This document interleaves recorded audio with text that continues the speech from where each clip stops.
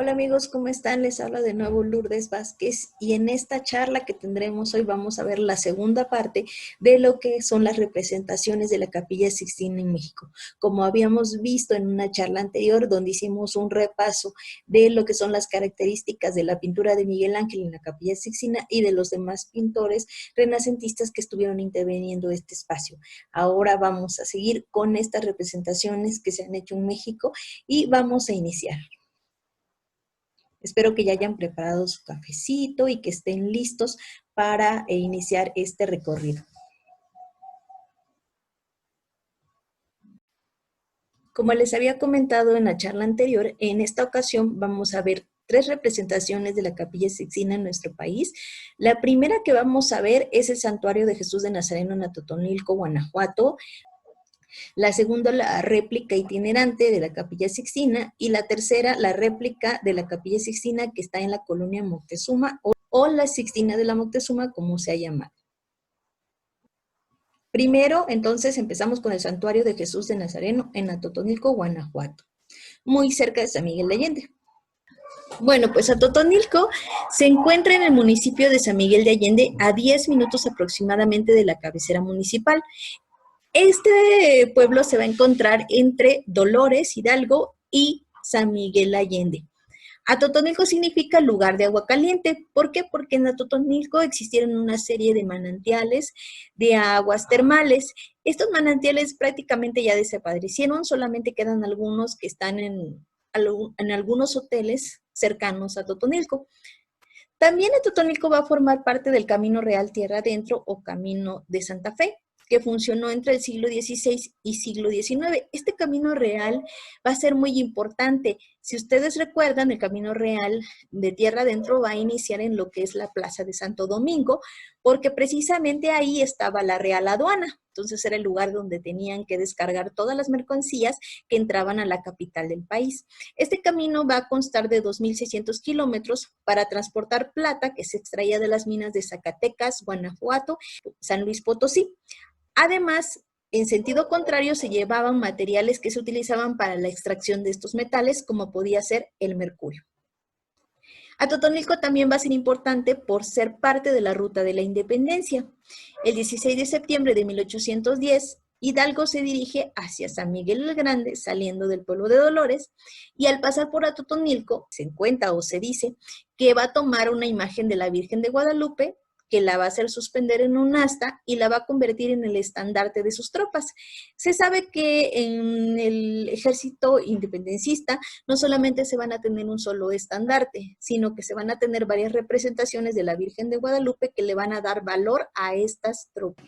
Antes de hablar de lo que es el santuario de Atotonilco, tendríamos que hablar primero del hombre que hace la fundación de este santuario, Luis Felipe Neri de Alfaro. Luis Felipe Neri de Alfaro va a nacer en la Ciudad de México, va a ser de origen criollo y va a estar bautizado en lo que es el sagrario de la Catedral Metropolitana.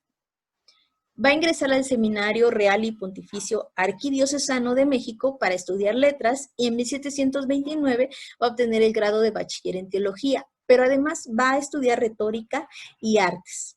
También va a pertenecer a lo que es la administración de la Inquisición, donde él también va a estar como afianzando esas creencias de la defensa de la fe y el buen comportamiento.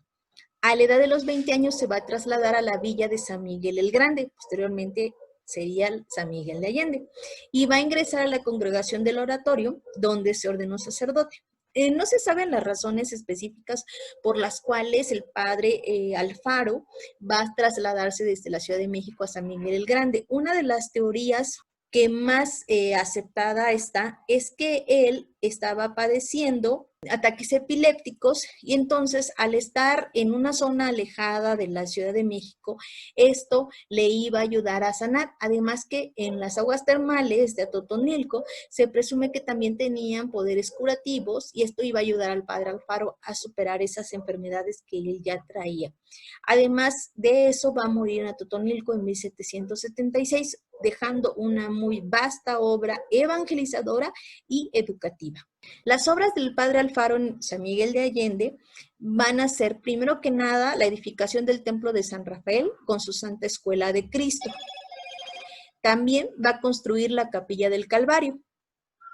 Esta es bien interesante porque esta capilla va a ser la conexión precisamente entre San Miguel de Allende y lo que era el futuro santuario de Jesús de Nazareno. O sea, él ya venía con la idea de propagar esta idea de penitencia, de reflexión a través de la pasión y de la muerte de Jesucristo.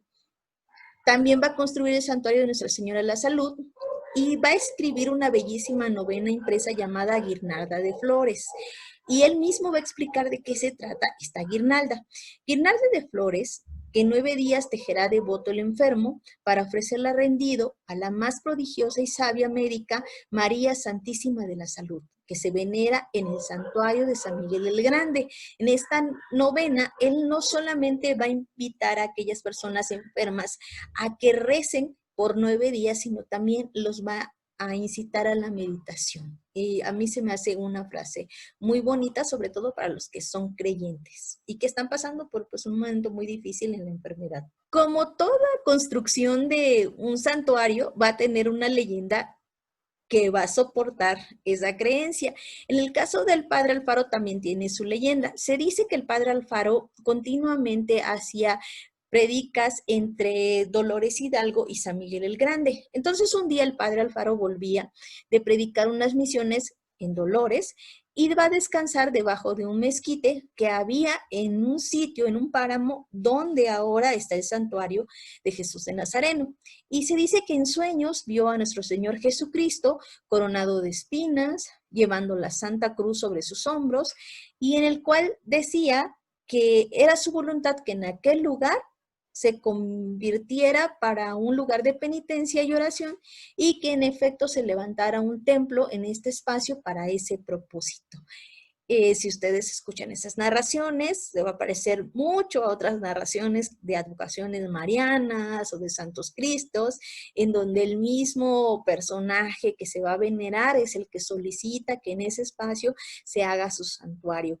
El padre Alfaro va a conservar esta tradición y él mismo en peregrinaciones que se hacían en Semana Santa se va a colocar una corona de espinas, se va a poner una soga y él mismo va a cargar una cruz desde Atotonilco hasta San Miguel el Grande. Entonces él va a tener una relación muy, muy cercana a la pasión y a la resurrección de nuestro Señor Jesús. Bueno, pero ¿cómo va a surgir este plan? Digamos, él ya tuvo ese sueño, ya tuvo esa revelación, y entonces el padre Alfaro va a darse cuenta que entre San Miguel de Allende y Atotonilco, la traza, la orientación, la distancia que los separa, las lomas y veredas son muy semejantes a lo que es el espacio entre el Monte Calvario y Jerusalén. Esto es interesante porque, me voy a regresar a la diapositiva anterior, esto es bien interesante porque Atotonilco, que lo vemos aquí, va a ser para el padre Alfaro la Nueva Jerusalén indiana, un espacio para la penitencia y la redención de aquellos indígenas que estaban poblando los alrededores de San Miguel de Allende. Esta es una pintura que se encuentra en la sacristía del Santuario de Jesús de Nazareno del pintor Pocasangre. Más adelante vamos a ver quién fue él, pero lo interesante de esta pintura es ver lo que el padre Alfaro veía en sus tiempos y cómo de él nace que en ese páramo perdido va a construir el santuario.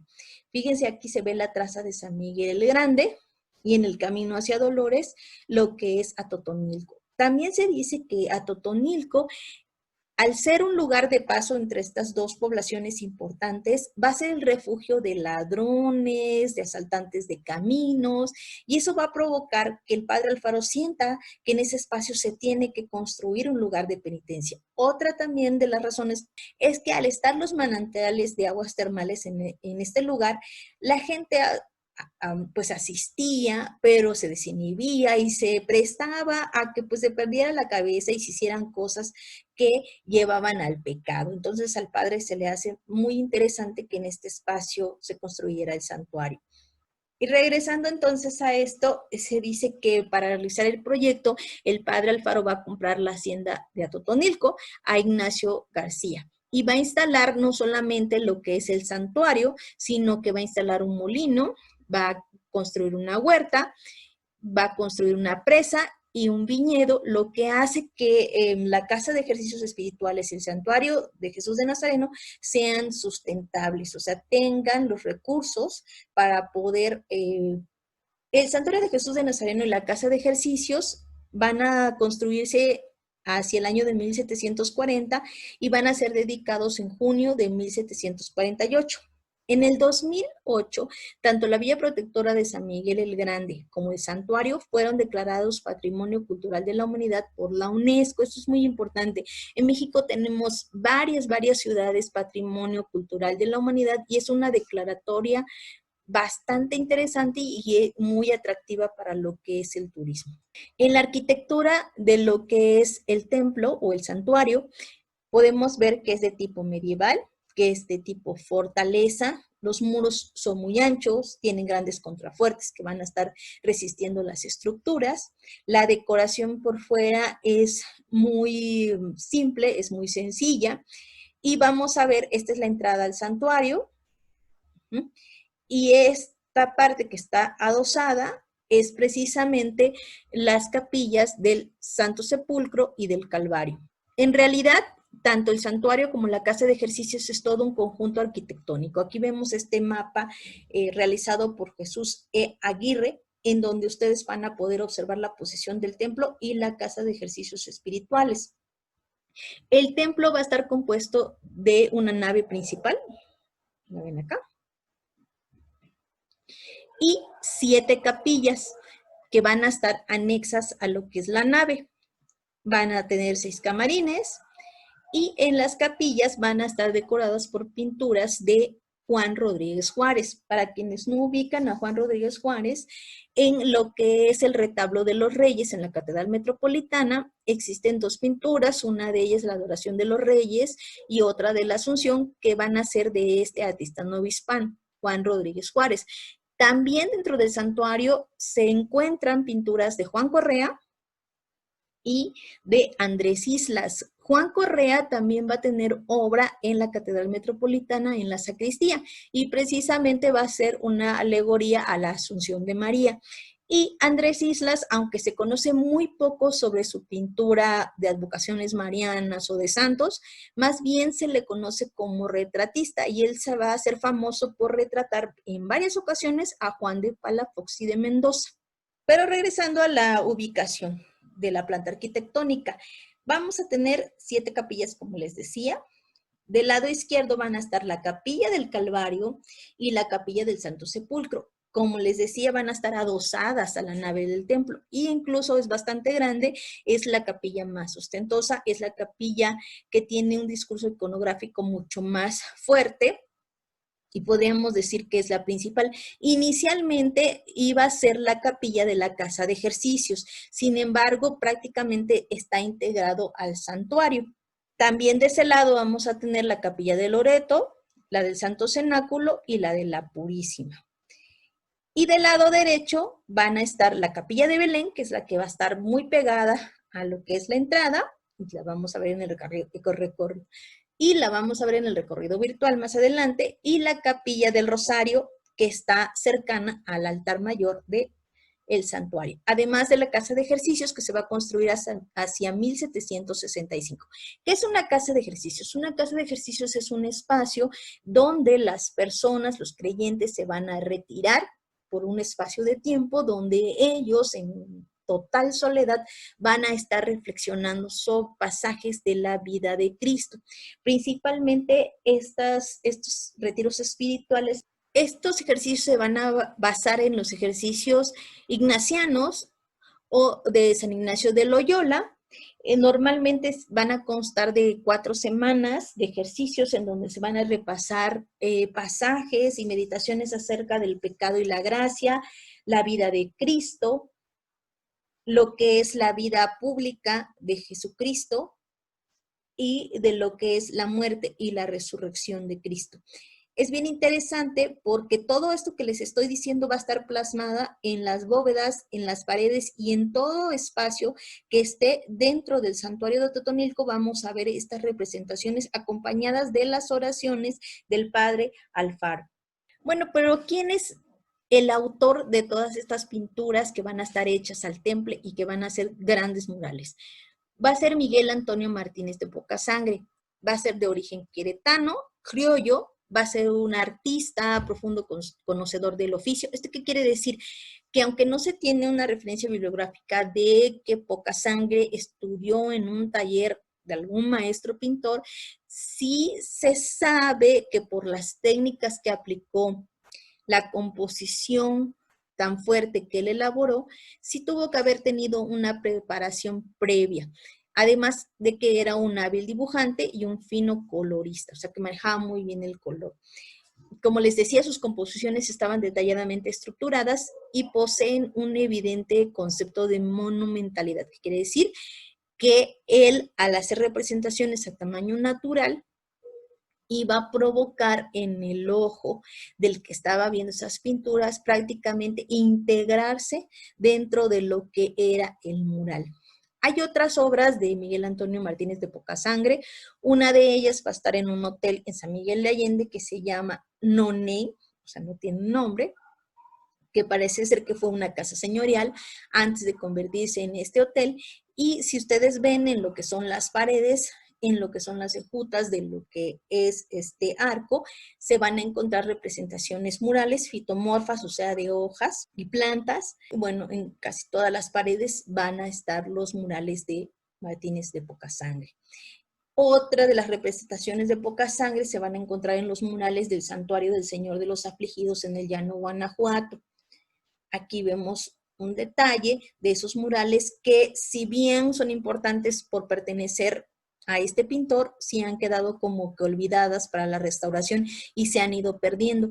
Aquí quiero hacer mención de que esta fotografía fue tomada por Benjamín Arredondo, que tiene un blog en la red en donde él toma fotografías de conventos e iglesias de la Ciudad de México y aparte la acompaña con una pequeña reseña histórica del lugar. Para los que estudiamos las iglesias y conventos de la ciudad, Benjamín Arredondo es una gran referencia porque él se ha encargado de recolectar estas fotografías y por lo visto no solamente es en la Ciudad de México, sino también en los alrededores, y de él, de esa visita que hace al Santuario del Señor de los Afligidos, se rescata esa fotografía. Entonces, la verdad, un agradecimiento para Benjamín Arredondo por poner en nuestras manos este tipo de representaciones.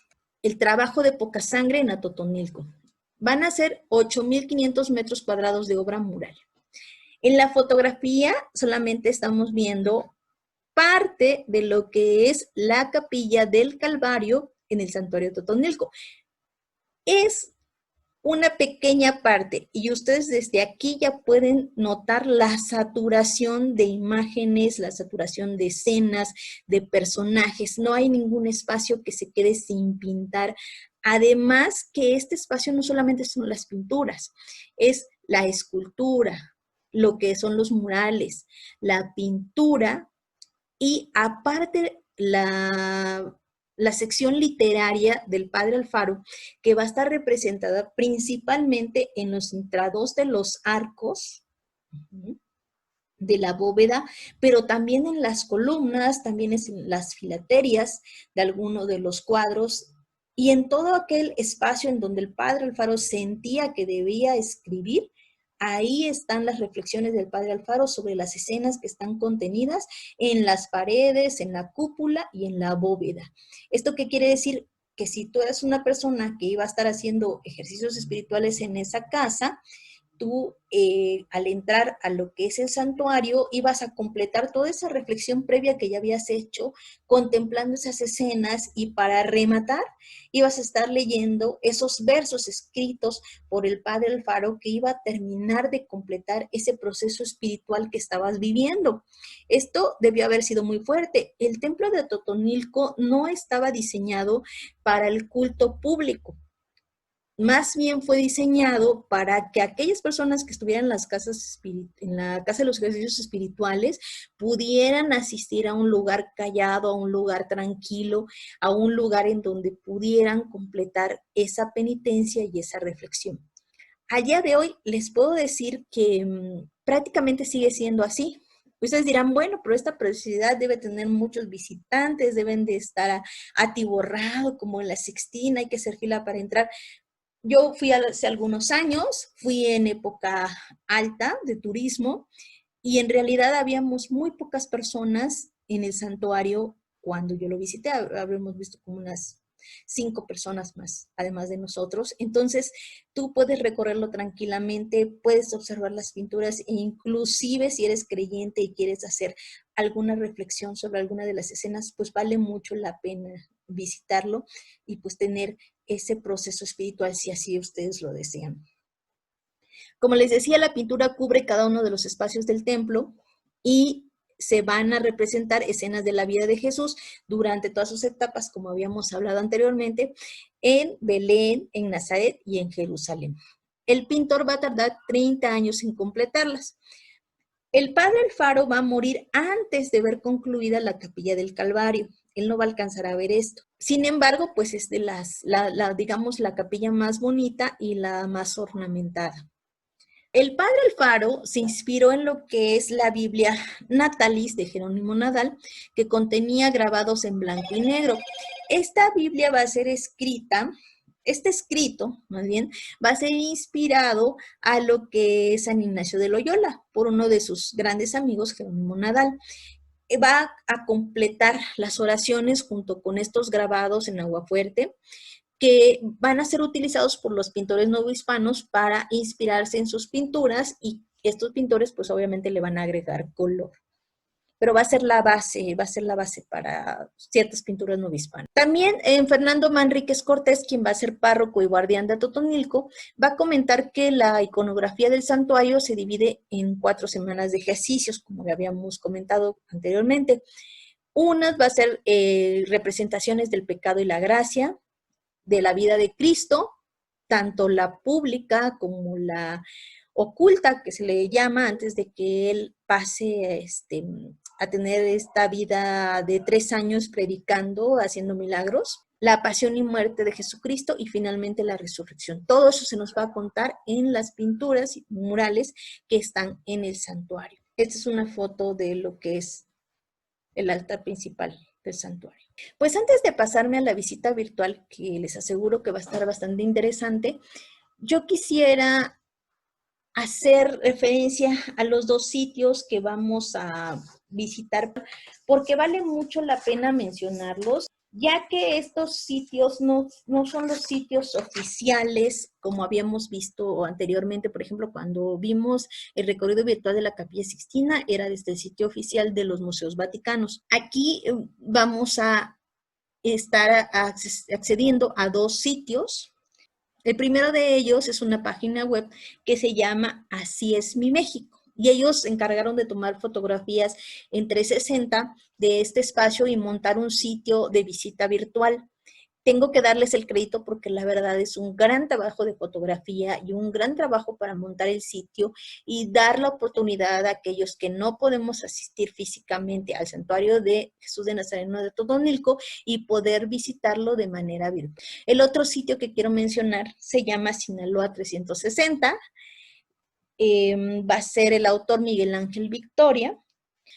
Y este señor va a ser un fotógrafo profesional que se va a encargar de tomar fotografías 360, no solamente del santuario de Totonilco, tiene de varios espacios, especialmente de Sinaloa, pero él no se queda solamente dentro del país, sino también toma fotos en lo que es Quebec, en la Catedral de San Patricio de Nueva York y en la Grand Central Terminal de Nueva York.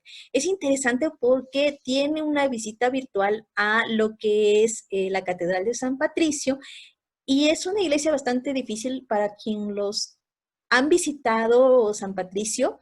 Es un lugar muy oscuro. No sé si ustedes han entrado, por ejemplo, a la iglesia de Santo Domingo en la Ciudad de México. Es bastante oscura, las fotografías no te salen tan bien. Pasa lo mismo en la Catedral de San Patricio y entonces él llevó todo su equipo profesional y logra estas fotografías 360 magníficas. Yo les recomiendo mucho estos 2 sitios para que ustedes visiten este trabajo virtual que hicieron. Les voy a dejar en los comentarios las ligas para que ustedes puedan acceder a estas visitas virtuales, pero no me quería ir a recorrer el santuario de Atotonilco virtualmente sin mencionarlo, además para darle crédito al trabajo de estos dos. Bueno, pues nos encontramos ya en la página que les comentaba, que se llama Así es mi México, con este recorrido virtual a lo que es el santuario de Atotonilco en Guanajuato. Aquí vamos a ver una vista de lo que es la calle. Hacia este lado está la entrada a lo que es el pueblo de Atotonilco. Esto sería el atrio del santuario. Como ustedes pueden ver, tiene una pequeña balaustrada que va a delimitar el atrio. Este atrio en algún momento funcionó como cementerio. Vamos a la fachada.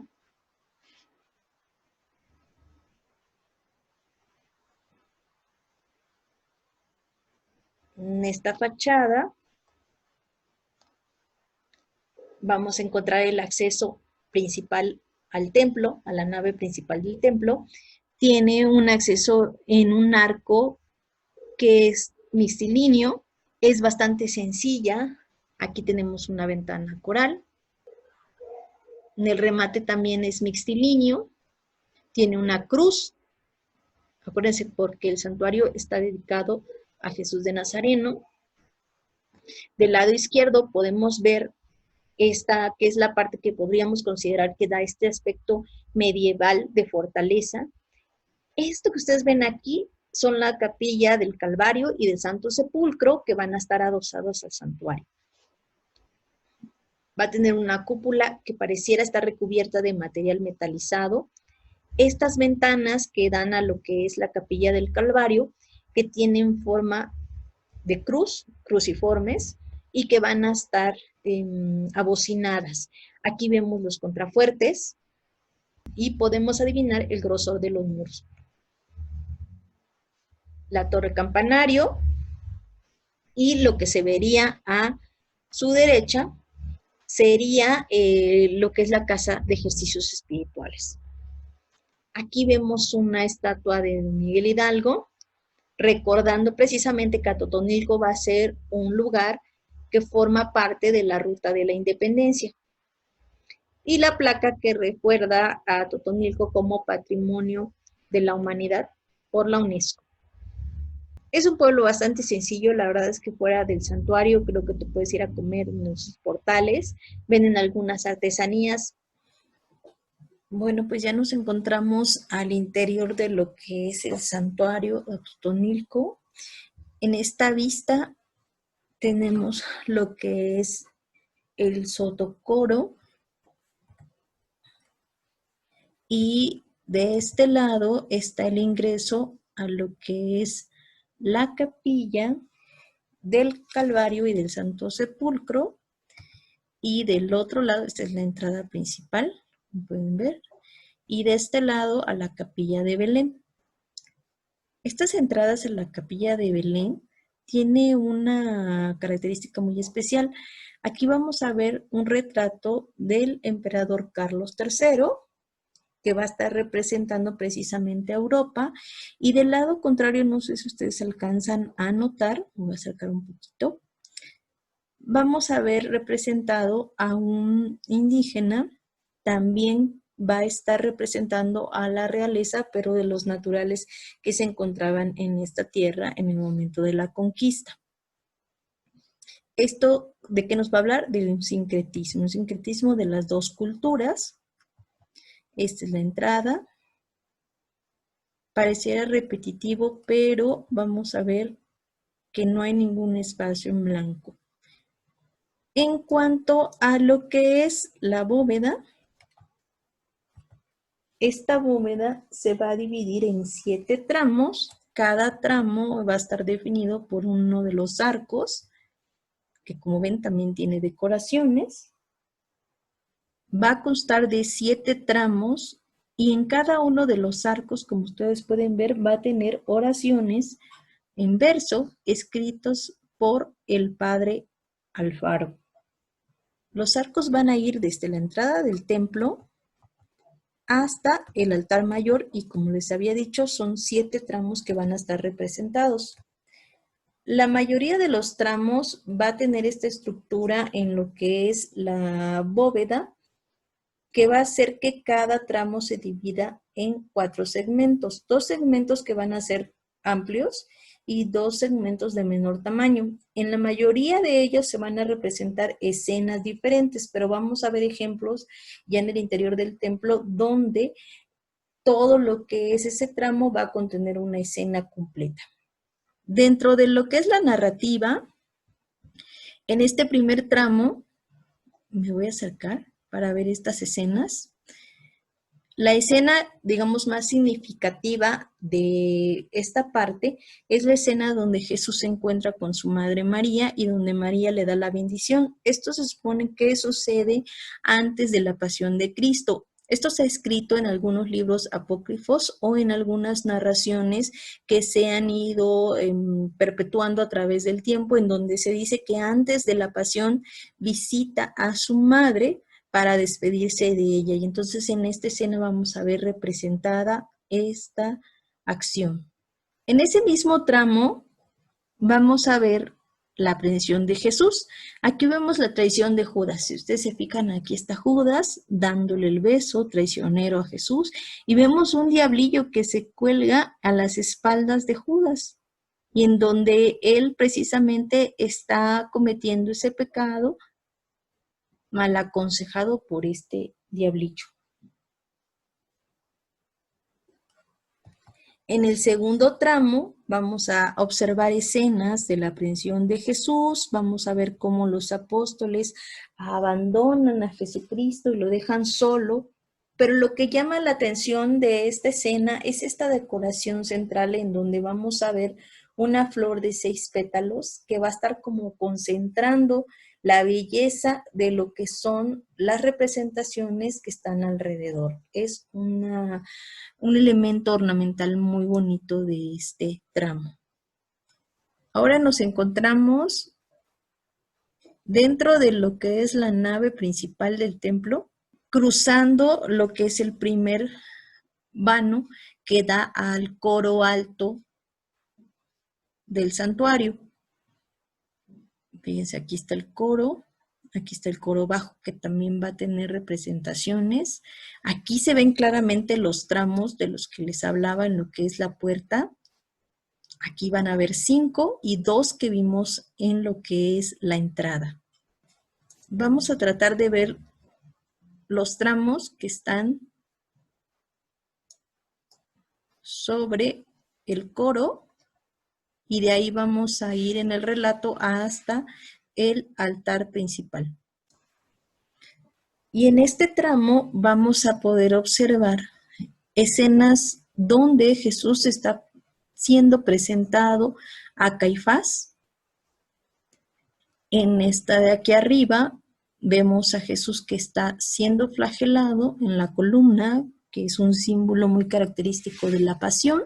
Él está atado a la columna y está siendo azotado por los soldados romanos. Aquí vemos el balcón de Pilatos y de este lado vemos una escena donde Pilatos muestra a Jesús y a Barrabás ante el pueblo judío para que decidan su suerte.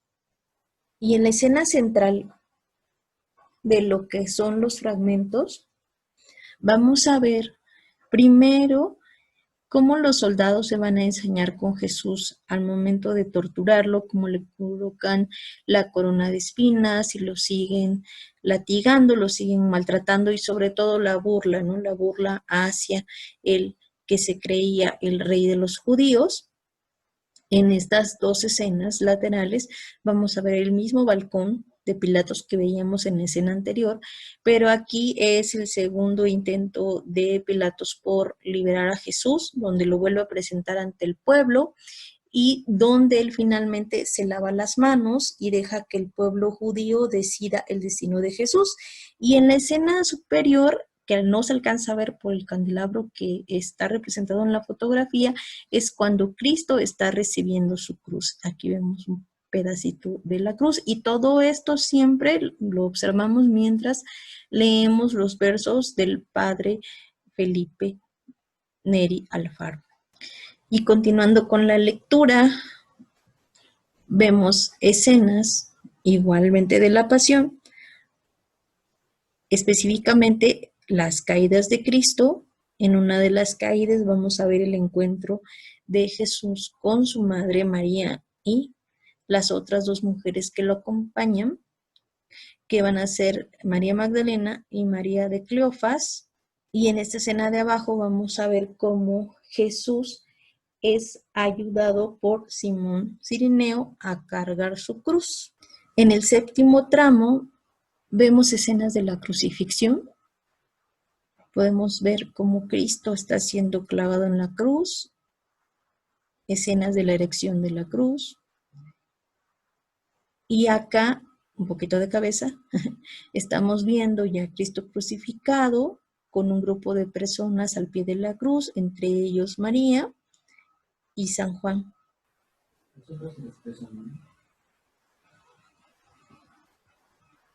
Ahora vamos a ver lo que es el altar mayor. Vamos a ver representaciones del martirio de los apóstoles en cada uno de los medallones que ustedes ven. 4 al frente y 4 en la parte de atrás, porque el que está en la parte del frontón abierto es una representación de los 12 apóstoles de Jesús.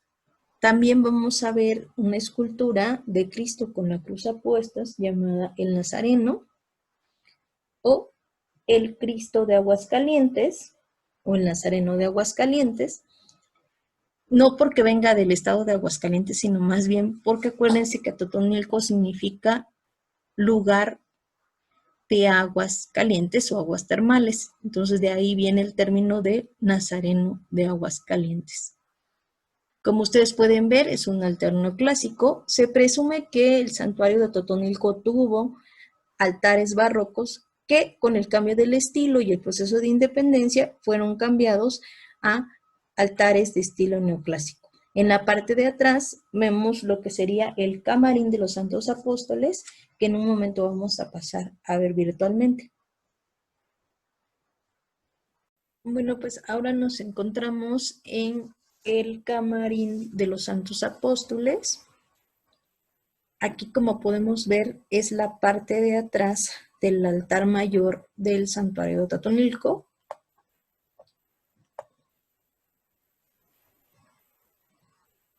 Es una construcción circular, porque acuérdense que, como decíamos, es parte de lo que es la planta de la iglesia.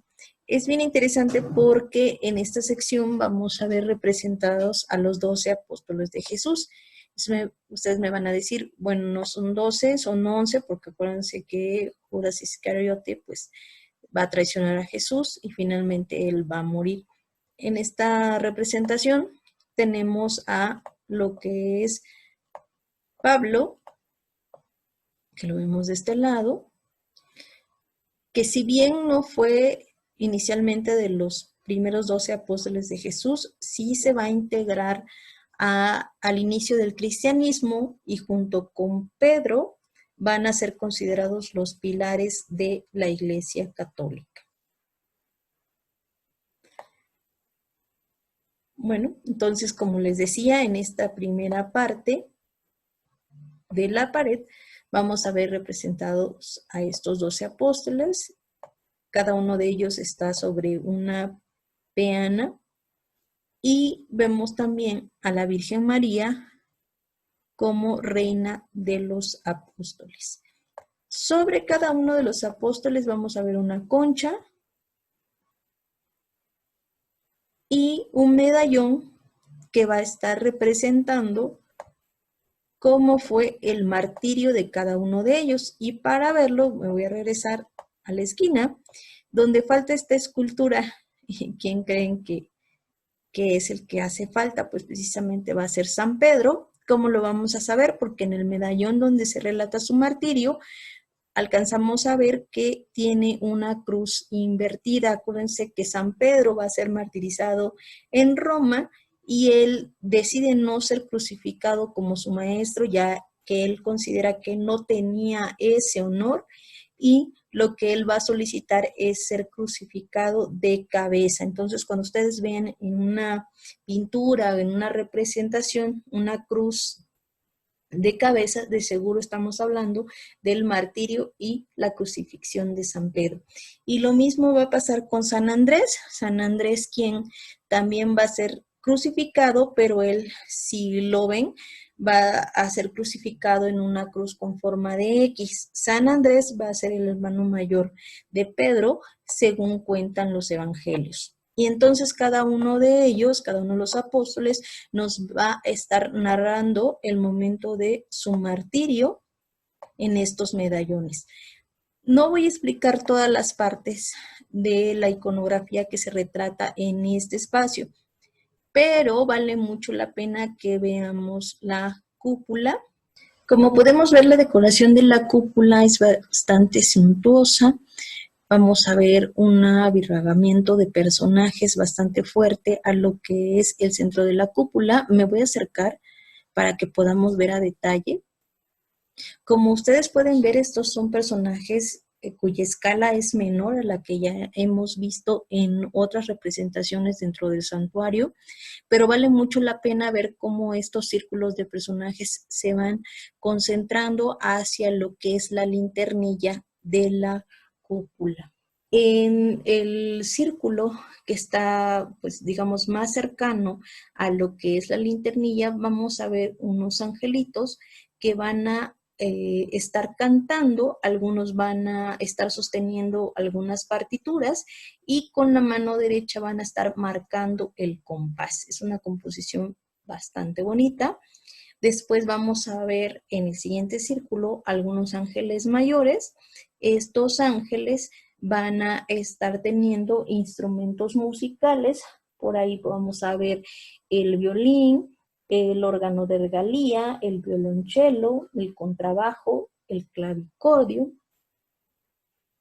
y otros más instrumentos. Incluso ellos también van a tener partituras o vamos a ver algunos angelillos que van a estar sosteniendo también las partituras mientras los ángeles mayores van a estar ejecutando la música. Y alrededor vamos a ver representaciones de los apóstoles de Jesús. Como ven, aunque es un espacio bastante pequeño, de nuevo vemos que ese conjunto de decoraciones no deja espacio a que el ojo humano se distraiga, porque cada uno de esos pequeños espacios van a estar cubiertos de pintura, de representaciones religiosas que nos van a estar dando diferentes mensajes.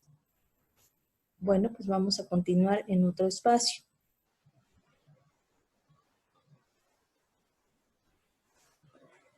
Bueno, estamos dentro de la Capilla del Rosario. La Capilla del Rosario fue construida en 1763 y va a ser promovida por los dominicos. Los dominicos van a tener una relación muy estrecha con la Virgen del Rosario, ya que según cuenta la tradición, es la Virgen quien se le aparece a Santo Domingo de Guzmán y le enseña a rezar el rosario. Es por eso que ellos siempre van a estar relacionadas a esta advocación mariana. La decoración de la bóveda, voy a pasar por acá, va a estar dividida en 4 secciones y si ustedes ven las escenas laterales van a estar relacionadas con una gran batalla naval. Esta va a ser la batalla de Lepanto, donde se le adjudica la victoria a la Virgen del Rosario. Esta batalla se va a dar ya que el reino turco va a estar amenazando directamente a los pueblos europeos y en un afán de recuperar Chipre, amenaza a Venecia con que si no le devuelven estos territorios, él los va a atacar. Por lo tanto, Venecia va a pedir ayuda a Pío V, a Roma, y España también se une a esta alianza contra los turcos, uniendo sus ejércitos para defenderlos. Sin embargo, ellos tenían una gran desventaja en lo que era la pelea. Entonces se narra que el 7 de octubre de 1571 se inicia la gran batalla con una bandera que es enviada por el Papa con la imagen de Cristo y de la Virgen. Así, los generales cristianos van a dar la señal a sus soldados que van a arrodillarse ante la cruz y van a continuar así en postura de oración mientras se aproximaba a la batalla. Y mientras en el Mediterráneo se libraba la última gran batalla naval de la historia, en Roma miles de fieles recitaban el rosario acompañando al Papa Pío V. Se dice que la batalla duró desde las primeras horas de la mañana hasta la noche, y en la mañana siguiente el Papa anunciaba feliz la noticia de que la Santísima Virgen había concedido la victoria a los cristianos. De ahí en adelante, Pío V consagra el 7 de octubre como la festividad de Nuestra Señora de las Victorias. Y posteriormente, Gregorio XIII modifica ese nombre a Nuestra Señora del Rosario, ya que le da la pauta para la victoria de la batalla de Lepanto. Entonces, como les decía, en las escenas laterales vemos entonces la batalla de Lepanto, y en estas dos escenas vamos a ver cómo durante se desarrolla la batalla. En Roma se está orando a la Virgen del Rosario por la victoria de los cristianos, y en esta sección es cuando ya el Papa va a estar anunciando la victoria de los cristianos por los favores de la Virgen del Rosario. En los nichos laterales al retablo barroco donde se encuentra la Virgen del Rosario. De este lado vemos a Santo Domingo acompañado por varias mujeres, entre ellas vamos a ver a la beata Osana de Mantua y a Santa Inés. Y del otro lado, a estos personajes de los cuales hablamos hace rato en la narración, encontramos a Pío V, a San Agustín Obispo y a San Antonio de Florencia.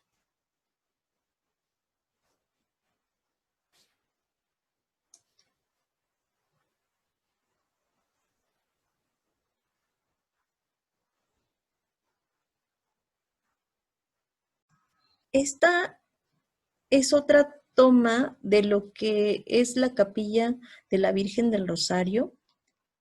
Quise traerla para este lado porque aquí vemos una reproducción del estandarte que, según cuenta la leyenda, que don Miguel Hidalgo y Costilla, aquel 16 de septiembre de 1810, va a tomar como bandera para el ejército insurgente. Sin embargo, pues aquí han habido varias diferencias entre las opiniones de los historiadores si fue o no el estandarte que ocupó Hidalgo. Algunos historiadores afirman que no pudo haber sido el estandarte que nosotros vemos acá, y el original se encuentra en el Museo Nacional de Historia, ya que lo que debió haber tomado Hidalgo de esta iglesia o de este santuario debió haber sido una pintura del autor Andrés López. No sé si ustedes lo recuerdan, él tiene pinturas en lo que es el Templo de la Enseñanza en la Ciudad de México, y simplemente lo que hicieron fue adosarlo a un bastón de madera y de ahí llevarlo como estandarte. Hay dos elementos que se conocen en cuanto a estandartes de Hidalgo. Uno de ellos es una pintura, como yo les hablaba, y otro es un blasón. El blasón es el que tiene esta forma que ustedes ven aquí representados, con la pintura que va a estar pegada a la tela y con esta forma de los banderines. Se han hecho estudios, se ha descubierto que al parecer el blasón fue tomado de otra iglesia, pareciera de advocación franciscana, y que en realidad la que se llevó fue un lienzo de pintura, que como les decía, de Andrés López. Pero mientras son peras y son manzanas, en la iglesia se pone esta reproducción, recordando pues la escena de Hidalgo. Ok, bueno, pues nos encontramos en la capilla del Santo Sepulcro. Lo que se ve al fondo es la capilla del Calvario, que es la más grande, la más majestuosa del santuario, pero vamos a quedarnos aquí primero en la capilla del Santo Sepulcro. Llama la atención que la decoración está en todos los lugares de lo que es la capilla. Vamos a acercarnos al intradós del acceso. porque es interesante esta triple escena que nos presenta. En la escena principal vamos a ver a Jesús crucificado y al pie de la cruz a María y a San Juan. A los laterales, primero vemos a Jesús cuando es bajado de la cruz y su madre que va a estar esperándolo para recibirlo. Esta es una de las escenas más representadas en la historia del arte. Y del lado derecho vemos cuando colocan a Jesús en su sepulcro. Aquí vemos un acróstico compuesto por la frase Ora pro nobis, Virgo Dolorosa, que precisamente hace referencia a la advocación mariana. La techumbre de esta capilla va a estar decorada por 2 rosetones hermosos, 4 conchas de relieve, cuyos temas van a incluir a las virtudes teologales y cardinales, a los 4 evangelistas que van a estar en las esquinas, van a ser estos, cada uno representado por su símbolo tradicional, el ángel a San Mateo, el león a San Marcos, el buey a San Lucas y el águila a San Juan. También vamos a encontrar a los 4 padres de la Iglesia Latina y una gran cantidad de ángeles y querubines. También en los pétalos de lo que son los rosetones, vamos a acercar, vamos a ver angelitos que van a estar sosteniendo una palma. Y bueno, en los muros laterales vamos a tener pinturas que nos van a estar recordando escenas posteriores a la resurrección de Jesús. Inclusive aquí vamos a ver una donde él está abandonando el sepulcro, el encuentro con las mujeres. Aquí vemos un pasaje del Evangelio donde dice que Jesús al resucitar se reúne con sus apóstoles y él no es reconocido por ellos. Aquí se ve que les está mostrando las heridas de los clavos, y en el otro muro vamos a encontrar escenas donde está hablando con Pedro después de la resurrección, ya que él, como ustedes saben, va a ser la piedra angular de la iglesia. Y esta escena es la escena de Santo Tomás. Ya saben que él no cree la versión de que Jesucristo ha resucitado, y el mismo Jesús le ofrece que ponga sus dedos en la herida de su costado para reconocerlo. Estas filacterias van a estar narrando estas escenas de acá. Aquí dice que a Pedro como la cabeza lo ve a solas, o se le aparece a solas, y van a estar narrando cada una de las escenas de las pinturas. Como ustedes pueden ver, no se deja nada a la imaginación, todo va a estar acompañado con textos que van a estar ayudando a estos ejercicios espirituales. Entonces nos vamos a acercar a lo que es ahora la Capilla del Calvario. Ahora sí nos encontramos en la Capilla del Calvario, como les decía, la más grande, la más ostentosa, tiene una gran cúpula. Alcanzamos a ver las ventanas en forma de cruz que veíamos en la fachada, con esta forma abocinada, y también va a estar decorada. En la bóveda vamos a observar los milagros en la vida pública de Jesús. Primero vamos a ver la conversión del vino en las bodas de Caná, la multiplicación de los panes y pescados. Y continuando vamos a ver la pecadora arrepentida y la resurrección de Lázaro. En los muros vamos a ver cuadros al óleo de proporciones bastante grandes con las diferentes estaciones del Vía Crucis.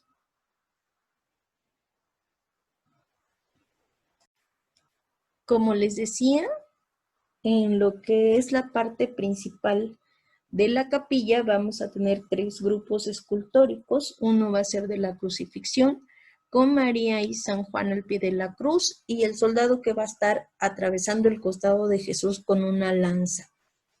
Estas esculturas son a tamaño natural. De este lado vamos a tener, el Gólgota, en el momento en que se está crucificando a Jesús, la crucifixión, y posteriormente lo que se llama el descendimiento, que es cuando bajan a Jesús de la cruz. Y aquí vemos la escena donde está siendo recibido su cuerpo. Esta escena se va a repetir constantemente en varias de las partes, tanto de pintura como de escultura del santuario. Como les decía, esta capilla es la más hermosa, o es considerada la más hermosa por la cantidad de pinturas, por las esculturas a tamaño natural que tiene. Y yo creo que es la que más transmite sentimientos hacia un creyente, porque aquí vemos escenas fuertes, tanto de la pasión como de la resurrección. Y entonces, si tú eres una persona que está teniendo estos ejercicios espirituales y estás teniendo este retiro, pues qué mejor que este espacio en total tranquilidad. Tú puedes observar cada una de las escenas y hacer conciencia de este proceso espiritual que estás llevando.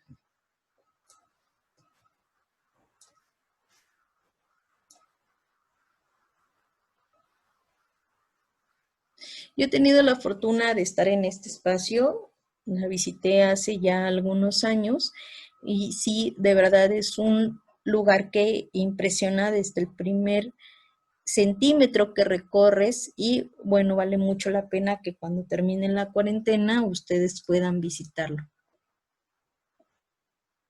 Bueno, pues después de hacer este recorrido virtual por el santuario de Totonilco, nos damos cuenta de por qué se ha equiparado el trabajo del pintor Pocasangre a los trabajos de Miguel Ángel en la Sixtina. Es un santuario que proyecta muchas emociones, que proyecta las ideas del padre Alfaro en cada una de sus pinturas, en cada una de sus obras artísticas y de arte sacro en lo que es el santuario.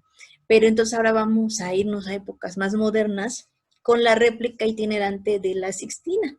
Bueno, la réplica itinerante de la Sixtina se presentó por primera vez en México en lo que es el espacio del Monumento a la Revolución. No sé si ustedes lo recuerdan o no habrán visitado esta réplica. El director del proyecto va a ser el empresario y manager Gabriel Berumen, quien va a tener esta idea en el 2014 cuando va a estar hablando con una mujer que va a ser de origen oaxaqueño, una artesana que va a viajar al Vaticano a entregar algunas piezas artísticas al Papa, específicamente para la decoración de los nacimientos en la Ciudad del Vaticano, y ella va a tener la oportunidad de entrar a la Capilla Sixtina, y ella le va a contar a Gabriel Berumen que se emocionó mucho de poder estar en ese espacio, y que ella no podía creer que una mujer que venía de un lugar tan remoto, con pocos recursos, pudiera tener la oportunidad de ver esas pinturas de Miguel Ángel.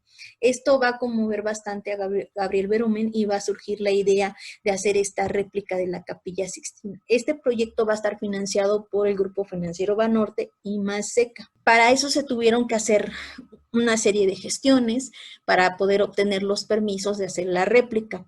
Es la primera vez que el Vaticano va a conceder un permiso para hacer una reproducción de la Capilla Sixtina. Esto es bastante importante.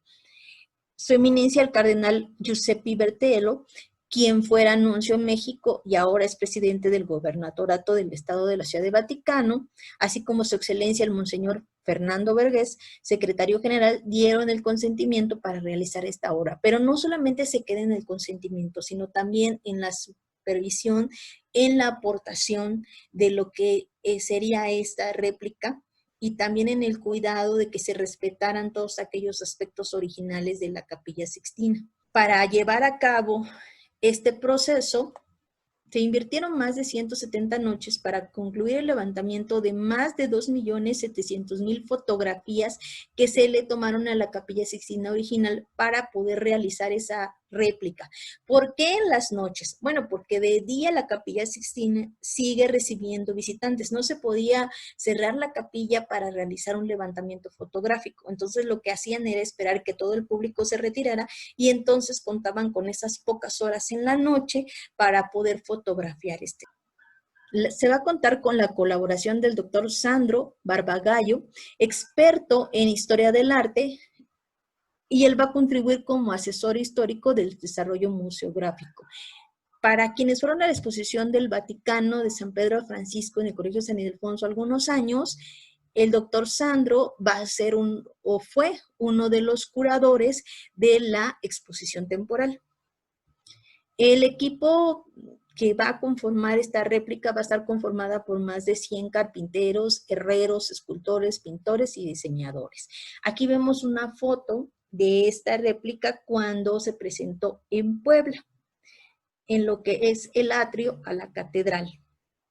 Como ustedes pueden ver, esta réplica no solamente se va a limitar a la parte pictórica, sino también a lo que es la parte arquitectónica, porque si ustedes observan, pueden ver lo que nosotros platicábamos al principio, esa caja de zapatos, ese techo a dos aguas, bastante sencillo, la serie de ventanales, prácticamente es una réplica exacta arquitectónica a la Capilla Sixtina.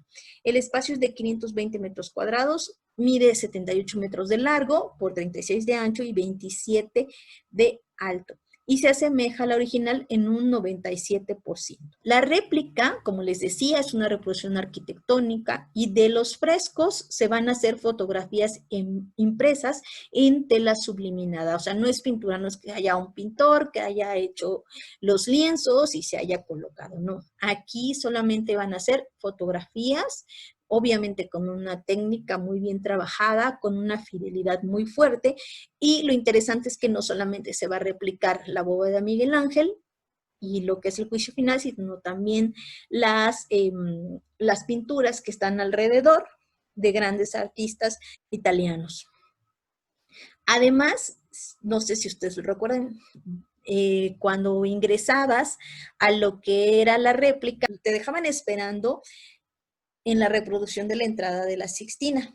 Primero ponían un video explicando el trabajo de Miguel Ángel en la bóveda, y cuando ibas ingresando liberaban una serie de aromas a través de velas, incienso, mirra y otras sustancias aromáticas, de tal manera que todos tus sentidos, cuando entrabas a la réplica, se iban a despertar para que tú pudieras sentirte inmerso en ese ambiente de la Capilla Sixtina. Esto se me hace muy, muy interesante. Esta capilla, como yo les mencioné, ha sido itinerante, ha pasado por diferentes espacios como la Ciudad de México, Puebla, Pachuca, Reynosa, Guadalajara, San Miguel de Allende, Mérida, Monterrey, Torreón, Toluca, Tapachula, Querétaro y por último en Cancún. En Cancún no se aperturó al público por el caso de la contingencia por el COVID-19. Sin embargo, ya estaba lista. Incluso las celebraciones de Semana Santa en Cancún se hicieron dentro de esa réplica de la Capilla Sixtina y se hicieron transmisiones para el público. ¿Qué les parece? Y bueno, les voy a dejar este video porque creo que es bastante interesante y ustedes se pueden dar una idea de lo que fue la réplica. Es importante mencionar que cuando ingresabas a ver la réplica, no podías tomar fotografías ni videos desde el principio. Y todo se hacía por reservación en línea y no tenía ningún costo, era totalmente gratuito. Como les decía, aquí les voy a mostrar el video de la inauguración de la Capilla Sixtina en Puebla. Se me hace una oportunidad muy buena para verla cómo era, ya que en la exposición no se nos permitía tomar ni fotografías ni videos.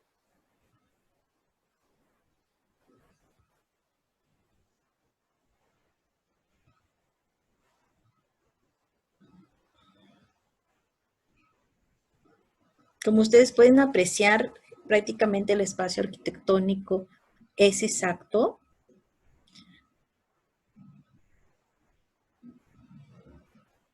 Aquí está Estamos viendo al arzobispo de Puebla dar unas palabras acerca de la inauguración. La vemos por fuera, lo que les decía, la estructura arquitectónica, el cortinaje del cual hablábamos. Esta es la puerta donde les digo que te tienen primero esperando, viendo el video de Miguel Ángel, la expectativa. Y cuando entras están como las luces apagadas y luego se ilumina y puedes ver en todo su esplendor las pinturas, bueno, fotografías en este caso. Pero lo que me gustó mucho de esta réplica fue precisamente la integración arquitectónica, que realmente te llega a sentir que estás dentro de la Sixtina, cosa que yo creo que no se había logrado en otras réplicas. Voy a avanzar un poquito. Incluso el juicio final. El altar principal. Nosotros ya lo habíamos recorrido virtualmente, pero sí me quedé con la idea de que ustedes vieran, si no asistieron a alguna de los espacios donde se estableció la réplica, pues que ustedes pudieran ver cómo se realizaba.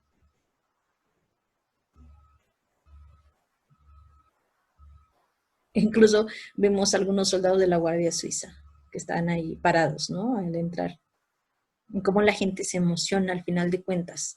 Creo que vale mucho la pena, ahora que regresemos a la nueva normalidad con el COVID-19 y que se aperture en Cancún, que las personas que tengan la oportunidad de visitarla vayan, porque muchos de nosotros a lo mejor no vamos a ir al Vaticano, no vamos a tener la oportunidad de entrar. Entonces, ver las representaciones de Miguel Ángel a tamaño natural, además en una opción gratuita, creo que vale mucho la pena hacer el esfuerzo y visitarla.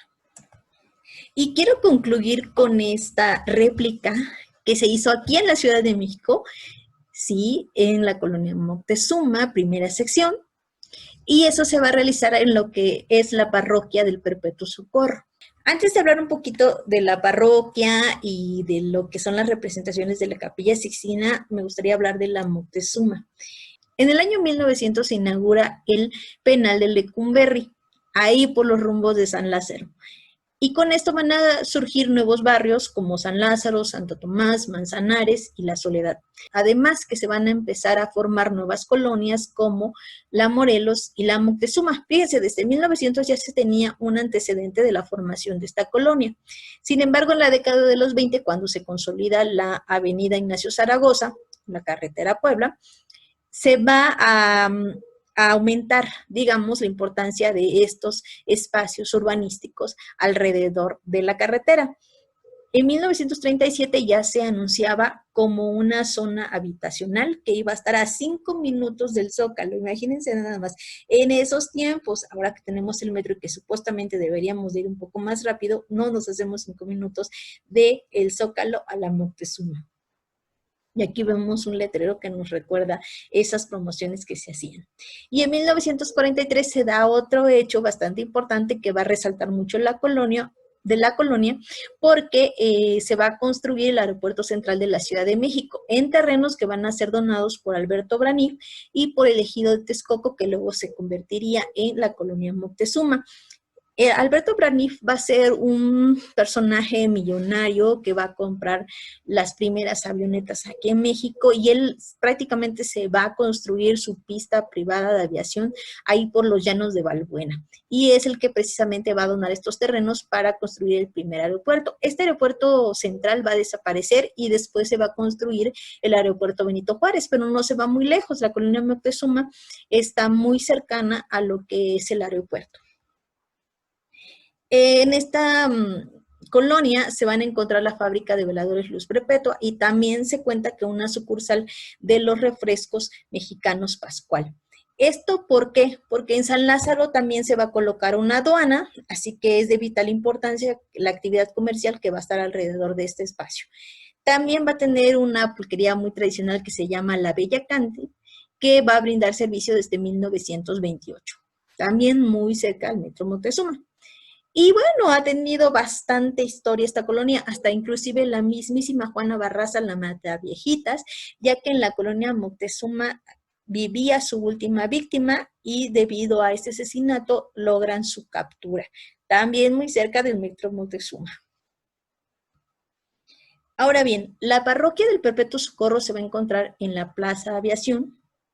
Aquí vemos una fotografía de la fachada principal. Es una iglesia que se presume fue construida en la misma época del nacimiento de la colonia. Es una arquitectura bastante moderna. No es una iglesia barroca, si lo queremos ver así, pero sin embargo yo creo que quiere emular de cierta manera, ya que tenemos un campanario muy estilizado con la cruz de Jesucristo. Tenemos un vitral en la parte de en medio, que es este de acá. Se los muestro aquí porque en la visita virtual no se logra ver este vitral. Esta es la Virgen del Perpetuo Socorro. Ella va a ser una advocación mariana, que no van a ser de una aparición, como normalmente estamos acostumbrados a las advocaciones, sino más bien van a ser de una pintura de por ahí del siglo XV, que va a surgir en Creta esa creencia, y se supone que Creta va a estar siendo asediados por invasiones, y uno de los creyentes en la Virgen va a rescatar esa imagen y se la va a llevar cuando él va a huir hacia Roma, y en el barco en el que él iba navegando, azota una gran tormenta y él saca la pintura de la Virgen hacia la tormenta y ruega que por la intervención de la Virgen puedan salvar la vida. Se dice que se da el primer milagro de la Virgen del Perpetuo Socorro, ya que salvan la vida a todos esos navegantes que estaban en ese barco. La Virgen del Perpetuo Socorro va a ser de carácter bizantino, si ustedes ven esta pintura, y se le llama del Perpetuo Socorro no porque haya salvado a estos navegantes, sino porque si ustedes se fijan, hay unos angelitos que son ángeles pasionarios, van a estar teniendo símbolos de la pasión de Cristo y parecieran estarle contando al niño Jesús lo que sería en un futuro su pasión y su muerte. El niño se va a asustar por lo que los ángeles representan y va a buscar el auxilio, el socorro de su madre, y va a tomar el dedo de la Virgen María, y la Virgen lo va a acurrucar amorosamente y lo va a tomar de las manos. Entonces, por eso es que es la Virgen del Perpetuo Socorro, porque ella siempre va a estar dispuesta a apoyar a su hijo, aún sabiendo el dolor que provocaría en su corazón la muerte de su primogénito. Bueno, pero ¿qué pasa en esta iglesia del Perpetuo Socorro? Ahí va a surgir un personaje que se llama Miguel Macías. Miguel Macías va a ser un diseñador retirado, fue alumno de la Escuela Nacional de Artes Gráficas y ahí se va a graduar, va a tener una vida como diseñador exitoso, y después, cuando él está en retiro, un amigo que es arquitecto lo invita a hacer un viaje a Europa, al Vaticano, y le dice, bueno, vamos a conocer los espacios arquitectónicos que hay en el Vaticano, vamos, anímate. Él al principio decía que no tenía dinero, no tenía planeado viajar, y pues bueno, a base de ahorros, a base de algunas contribuciones que hicieron familiares y amigos, pues logra juntarlo del viaje y se va con su amigo arquitecto. Va a visitar el Vaticano en 1999 y dice que cuando él entra a la Capilla Sixtina, fuera de admirar el trabajo de Miguel Ángel, que creo que a todos nos impresionaría, lo que más le impresiona es darse cuenta que las medidas de la Capilla Sixtina son muy parecidas a la iglesia que él frecuentaba y del que era devoto. Entonces dice que a conteo de pasos va checando las medidas y se da cuenta de que son iguales a las que tiene la parroquia del Perpetuo Socorro a la que él asiste en la colonia Moctezuma. Entonces, él dice, bueno, si hay una similitud arquitectónica, pues, ¿por qué no podría pintar la bóveda de la Capilla Sixtina? Pues se queda así el viaje, él va a regresar a la ciudad y va a hablar con el párroco de la iglesia y le va a proponer la idea de que quería pintar algo en la iglesia. Y bueno, pues el padre le dice, bueno, Miguel, está bien, muy bien, me parece bien, pero ¿qué es lo que quieres pintar? ¿Quieres pintar un Cristo? ¿Quieres pintar una Virgen? Y él le dice, quiero pintar la Capilla Sixtina. Imagínense nada más. El padre, pues obviamente dijo, ¿cómo es posible? ¿Cómo crees que vas a pintar aquí la Capilla Sixtina? Es mucho trabajo, ¿estás seguro? Y le dice, sí, padre, yo tengo la idea, se pidieron los permisos, porque ustedes saben que hay una comisión de arte sacro que supervisa todos estos trabajos.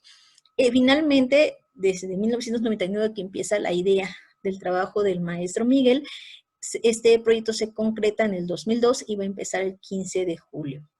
El párroco que va a aprobar la idea va a ser Agapito Lujano Mora, pero aquí se empiezan a suscitar una serie de acciones en contra del proyecto. Primero que nada, las burlas hacia el maestro Macías porque no lo pensaban capaz de hacer estas pinturas. 2, era un proyecto muy grande para él solo. 3, los recursos que el maestro Macías utilizó para la construcción de estas pinturas fueron propias.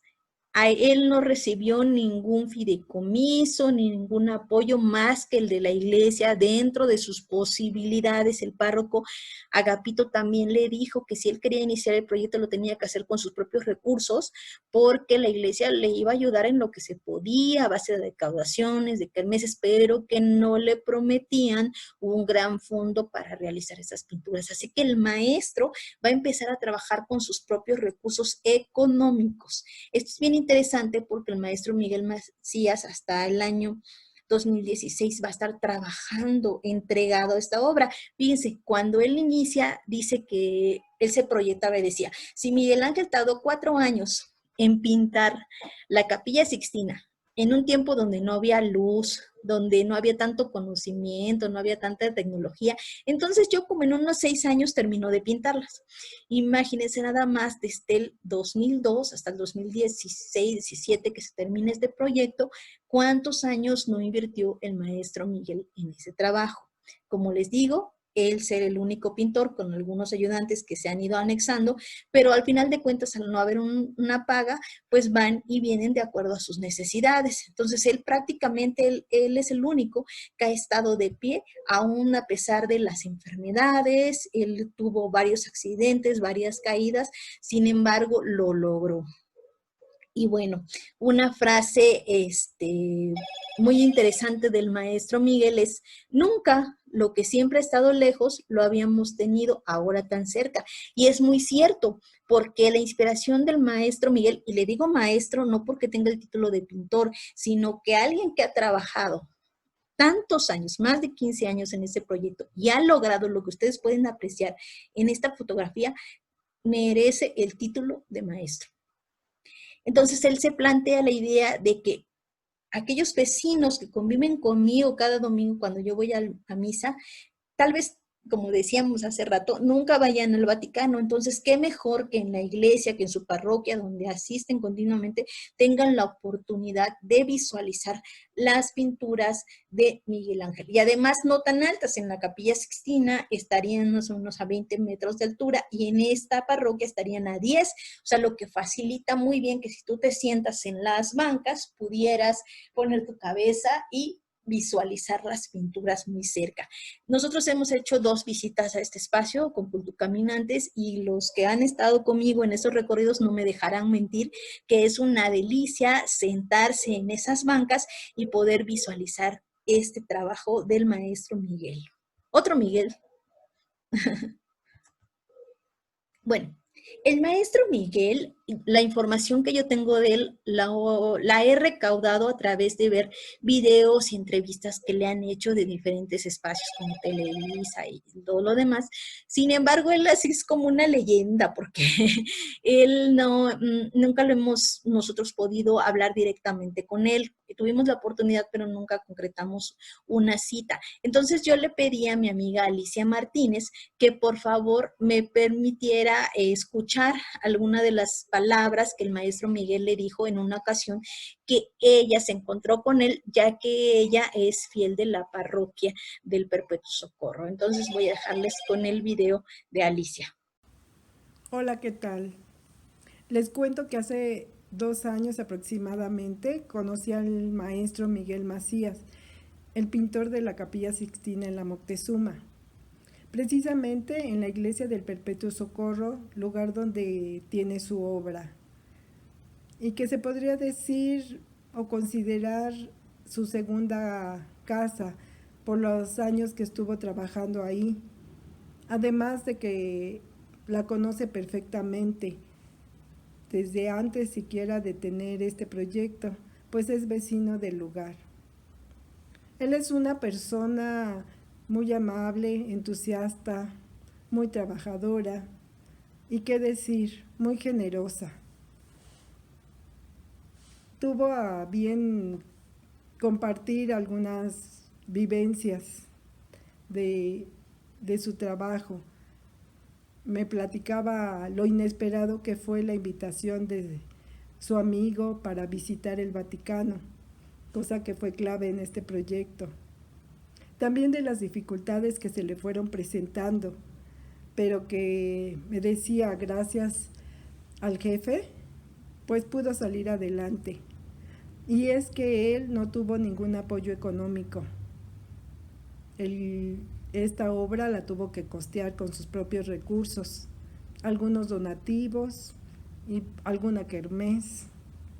También en el aspecto artístico fue muy difícil para él hacer pues todo el trabajo prácticamente, porque no tuvo ningún ayudante que él pudiera pagar. Eventualmente algunas personas lo ayudaron, voluntarios, y como me decía, pues por amor al arte estuvieron dispuestos a cooperar. También me expresaba que a lo largo de estos años sufrió varias caídas. Afortunadamente no tuvieron ninguna consecuencia. En aquella ocasión me expresaba ya su gran deseo de terminar. Le faltaban solo dos lienzos, me parece, y pues quería ya darlo a conocer para que todas las personas en México pudieran acceder a él.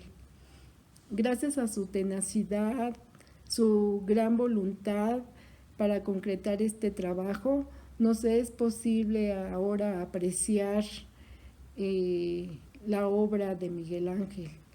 Así es que considero que como reconocimiento a este magnífico trabajo, pues podríamos corresponder visitándolo, disfrutándolo.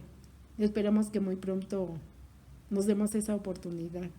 Bueno, ya que conocimos lo que es la personalidad del maestro Miguel y cómo fue su primer encuentro con la Capilla Sixtina y las ideas que tuvo él para poder iniciar este proyecto en la parroquia de Perpetuo Socorro, vamos a ver cómo realizó el proceso. El maestro Miguel no va a pintar al fresco directamente en la bóveda, sino que se le va a ocurrir hacer la réplica mediante lienzos de acrílico de 15 metros por 3 metros, en la cual él va a realizar todas estas escenas de Miguel Ángel, principalmente, como les decía, en acrílico con algún toque de color óleo. Y posteriormente, cuando estos lienzos están listos, ya los va adhiriendo al techo. Si ustedes pueden ver en esta diapositiva, se nota cómo falta todavía la parte que da al altar principal de la iglesia del Perpetuo Socorro, nada más que esta es una imagen anterior a la conclusión del proyecto. Él va a iniciar con el trabajo de la creación de Adán, donde se ve el dedo de Dios, donde Dios le da la vida a Adán. Esa va a ser la primera escena que va a pintar y de ahí va a empezar a realizar todas las demás. Es interesante que el maestro comenta que la escena que más le costó es la del diluvio universal. Nosotros habíamos hablado ya del diluvio universal en la plática anterior y decíamos que con esa escena precisamente inicia Miguel Ángel y él va a pintar muchos personajes en esa escena, la vemos aquí. Y precisamente por esa misma causa al maestro Miguel Macías pues también le cuesta más. Bueno, esta representación va a tener una primera parte que va a ser bendecida en el 2006 por el cardenal Norberto Rivera Carrera, y posteriormente, ya cuando fue concluida en el 2018, que se colocan los últimos lienzos que dan hacia el altar principal, va a llegar el arzobispo Carlos Aguiar en noviembre de 2018, va a hacer la bendición a lo que es la réplica completa de la Capilla Sixtina. Y como él mismo lo dice en sus propias palabras, para honra y gloria de Dios. Y bueno, también cabe mencionar que nuestro Miguel Macías tenía la intención que el Papa Francisco, en la última visita que hizo a nuestro país, visitara esta réplica. Él decía, bueno, si el Papa Francisco llega al aeropuerto, pues está a prácticamente unos minutos de este espacio, podría hacer un huequito en su itinerario y venir. Sin embargo, ustedes saben que por cuestiones de logística esto no iba a ser posible y no fue así, sino que ya tuvo la bendición por parte del arzobispo. Ahora, ¿qué les parece si nos vamos a la visita virtual? La vamos a hacer con Google Maps y Street View. Bueno, pues nos encontramos en lo que es la entrada a la parroquia del Perpetuo Socorro. Como les decía, este vitral que da al coro alto de la iglesia representa a la Virgen del Perpetuo Socorro que vimos en la imagen y tiene una representación de un sol que sería la estrella de la mañana si lo queremos ver así, con una frase en latín que quiere decir, esta es la casa de Dios, la puerta al cielo. Vemos al campanario, del cual hablábamos también en la charla, los árboles no nos dejan ver mucho. Aquí vemos lo que es la Plaza Aviación y algunos letreros que nos indican los horarios adecuados para visitar esta parroquia. Yo les recomiendo que si van fin de semana, vayan en domingo.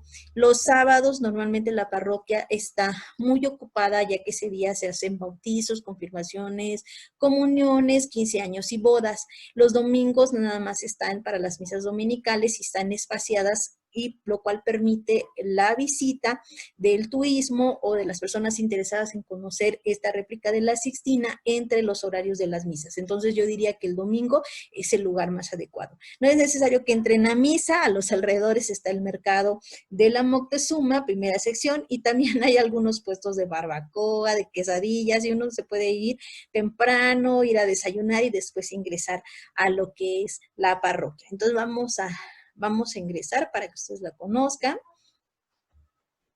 Como les dije, tiene las mismas medidas de la Capilla Sixtina, salvo unos 2 metros, dice el maestro Miguel, que tiene de diferencia, donde él tuvo que hacer unos pequeños ajustes. Sin embargo, no son demasiados en cuanto a medidas, es muy parecido. Entonces, el maestro Miguel solamente va a pintar la bóveda. En algún momento planeó pintar el juicio final en la parte frontal de la iglesia, pero por cuestiones de tiempo él ya no la está haciendo. El maestro Miguel tiene otros proyectos. Él está pintando dentro de una iglesia de la colonia 20 de noviembre. Me parece que está haciendo alegorías a los apóstoles. No sé si ya concluyó hasta ese momento. Yo no he escuchado reportajes que hablen sobre ese trabajo. Sin embargo, pues yo creo que ya debería estar por concluir esa obra. La vemos aquí, vemos las representaciones. Voy a girar porque quiero que veamos el coro. Aquí tenemos el coro alto con el vitral de la Virgen del Perpetuo Socorro, el crismón, símbolo de Cristo, y de María Reina también, que siempre van a estar acompañados. Y si ustedes se fijan, las mismas escenas que nosotros veíamos en la Capilla Sixtina van a estar acá representadas. Vemos a las sibilas, estas mujeres que hablábamos que son profetisas. Voy a resaltar algunos rasgos de estas pinturas apoyándome en el trabajo del maestro Miguel. Por ejemplo, cuando hemos visitado, me preguntan por qué las sibilas parecen hombres, por qué tienen esa musculatura, esa fuerza. Uno es porque Miguel Ángel consideraba que el cuerpo del hombre era la representación perfecta de Dios. Y entonces esa fuerza, esa musculatura, era lo que iba a llevar a la perfección del cuerpo humano. Por eso es que él siempre representaba a sus personajes con estas fuerzas, ¿no? Además, bueno, es interesante ver que si nosotros estamos hablando de una sibila que conocía el futuro, que conocía la verdad, tenía que ser una mujer de un espíritu muy fuerte para sostener esa verdad.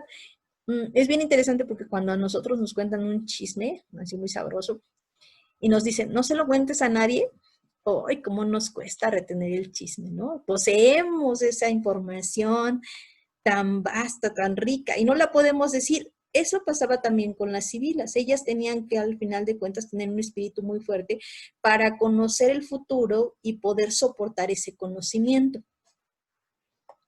También vamos a ver que Miguel Ángel va a utilizar elementos tipo escultura. Si ustedes ven acá, parecieran ser esculturas, pero en realidad son pinturas. Vemos a los signudes, no sé, también recuerdan ustedes que estábamos hablando de esas representaciones de jóvenes desnudos que van a estar acompañando estos medallones con pasajes del Antiguo Testamento.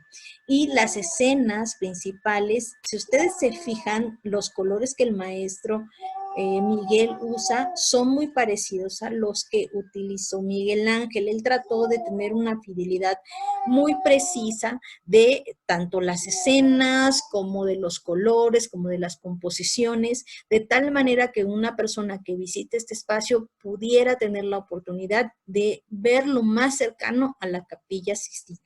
Todas las escenas principales están narradas, aquí las vemos, inclusive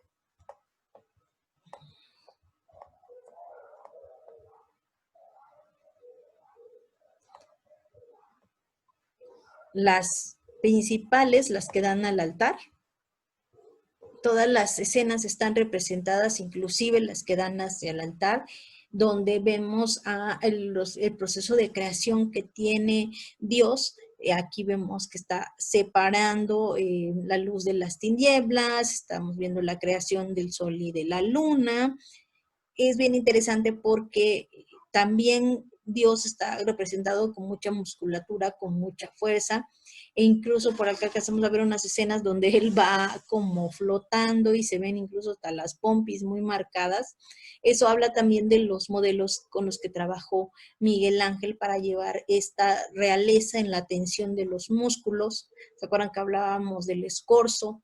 Cuando en la primera charla hablamos de la composición de Miguel Ángel, pues bueno, no me queda más que invitarlos a que cuando termine esta contingencia visiten en la colonia Montezuma y la parroquia del Perpetuo Socorro y se sienten en estas bancas de aquí para poder observar esta réplica de la Capilla Sixtina que hace el maestro Miguel, que para mí se me hace muy loable, ya que él con sus propios recursos, con sus propios esfuerzos, entregando salud, enfermedad, y como él dice, bajo la protección de la Santísima Virgen y de nuestro Señor Jesucristo, y lo digo así no porque yo los esté evangelizando, sino porque él así lo dice, pues él logró este proyecto. La verdad que es un aplauso virtual para el maestro, porque vale mucho la pena reconocer su trabajo. Voy a dejar de compartir esta pantalla. Y bueno, no me queda más que agradecerles a ustedes por haberme acompañado en esta visita virtual a las Capillas Sixtinas en México. Espero que les haya gustado mucho, que hayan aprendido algo nuevo.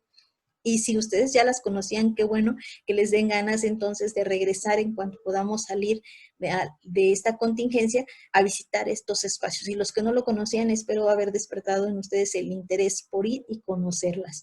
Que les vaya muy bien, que tengan muy buenas noches y nos vemos la próxima semana.